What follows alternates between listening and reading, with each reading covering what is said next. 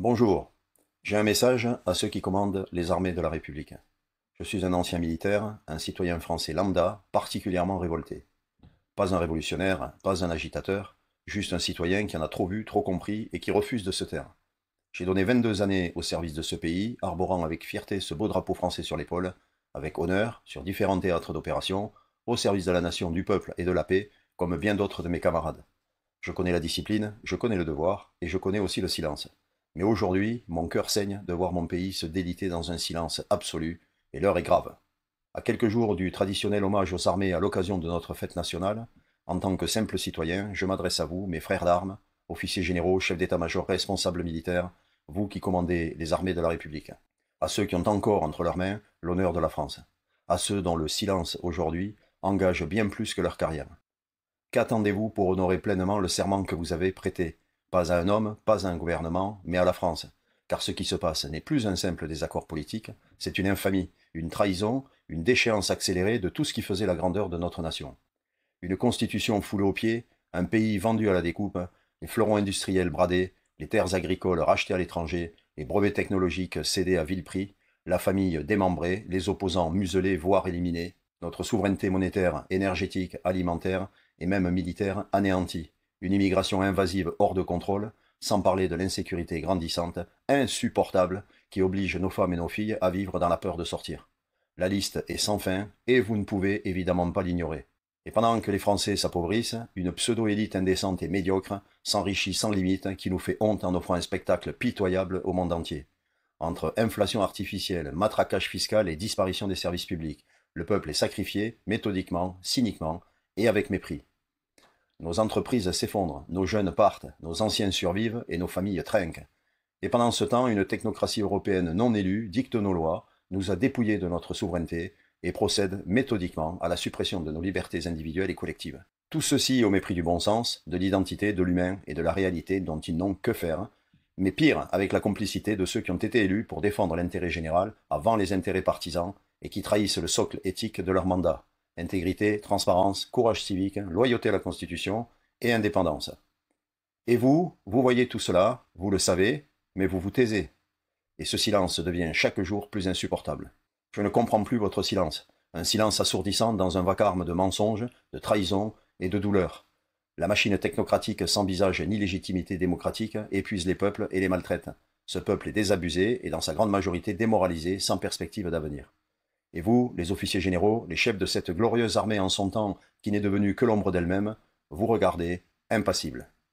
Alors, je connais le sempiternel devoir de réserve derrière lequel vous vous retranchez, et l'allégeance au chef suprême qui fait de vous le bras armé du politique. Je ne vous accuse pas besoin d'ailleurs, de nombreuses voix s'élèvent et le font déjà à ma place. En revanche, je m'adresse à vous avec le langage que seuls les soldats comprennent, l'honneur, la fidélité et le sacrifice. Vous n'êtes pas les gardiens d'un régime, vous êtes les derniers remparts de la nation, et ce rempart aujourd'hui tremble, non sous les balles, mais sous les compromissions.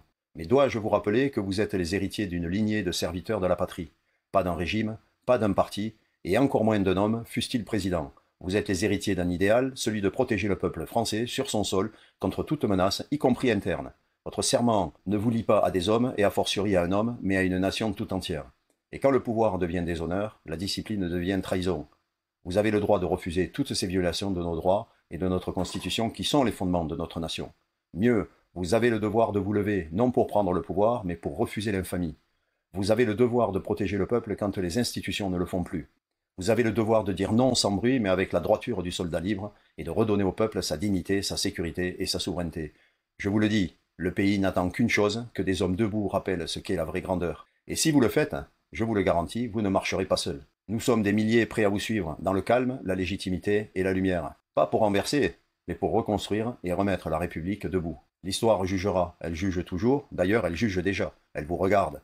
Elle n'oubliera pas ceux qui ont gardé le silence alors que le pays tombait. Elle retiendra ceux qui ont tenu bon, malgré la peur, malgré les pressions, parce qu'ils ont écouté leur conscience plus que leur carrière.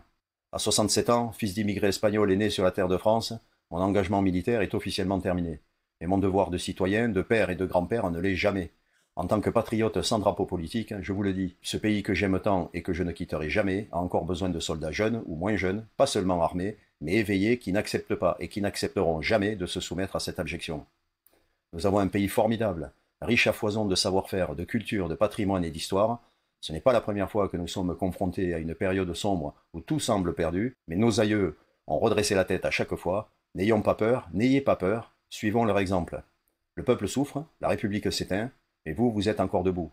Comme je vous l'ai déjà dit, vous êtes dernier rempart et le peuple de France vous observe et vous implore. Ne le décevez pas. Je voudrais simplement terminer par la devise nationale liberté, égalité, fraternité, qui orne tous nos frontons reconnus comme principe constitutionnel dans la Constitution de la Ve République en 1958, l'année de ma naissance. Pour beaucoup de gens, cette devise ne veut pas dire grand-chose, et pourtant, elle signifie beaucoup. La liberté, c'est le droit de penser, de s'exprimer, de circuler et de choisir. L'égalité, c'est l'égalité devant la loi, les droits et le rejet des privilèges. La fraternité, c'est la solidarité entre citoyens, la responsabilité collective, l'unité. Mais ce que je vois aujourd'hui, c'est une liberté sans égalité, ce qui équivaut à de l'injustice. Je vois une égalité sans liberté, ce qui équivaut à l'oppression. Et je vois une liberté plus une égalité sans fraternité, ce qui est synonyme d'une société froide et conflictuelle. Vous jugerez par vous-même de la force de cette devise. Je vous laisse méditer, non un spectateur, mais un homme d'action, fidèle à leur serment. Je vous conjure de retrouver le sens des valeurs qui forgent l'arme du soldat et le feu sacré de ses missions. L'analyse vous appartient, l'action vous appelle. La France gronde, elle souffre, elle attend, elle observe.